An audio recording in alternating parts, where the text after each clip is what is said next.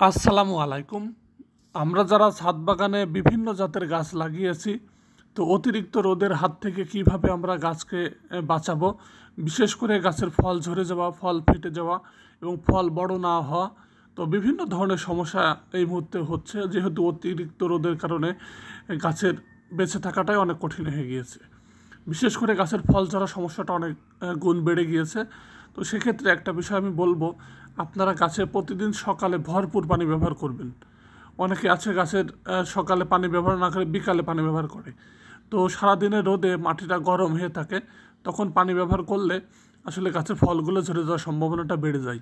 তো সেক্ষেত্রে অবশ্যই আপনারা মনে রাখবেন, প্রতিদিন সকালবেলা ভোরবেলা আপনারা চেষ্টা করবেন রোদ ওঠার আগেই গাছে ভরপুর যতটুক পানি গাছ শোষণ করতে পারে, মাটি শোষণ করতে পারে, ততটুক পানি আসলে আপনারা সকালবেলা দিয়ে দেবেন, যেন গাছটা ঠান্ডা থাকে।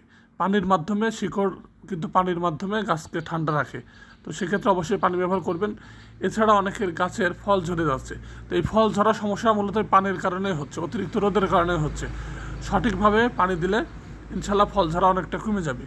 এর পাশাপাশি যারা এখনও বোরন স্প্রে করেননি, সোলুবার বোরনটা 20 দিন পর পর ব্যবহার করবেন। বেশি অতিরিক্ত ব্যবহার করার প্রয়োজন নেই, প্রতি লিটারে 1 গ্রাম করে ব্যবহার করবেন।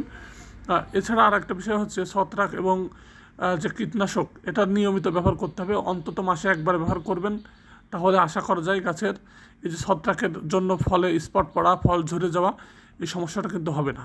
এছাড়া গাছের ফল দ্রুত বড় করতে আপনারা যে বিষয়টা মনে রাখবেন, যেদিন মেঘলা হবে, যেদিন বৃষ্টি হবে, ততদিন অপেক্ষা করতে হবে।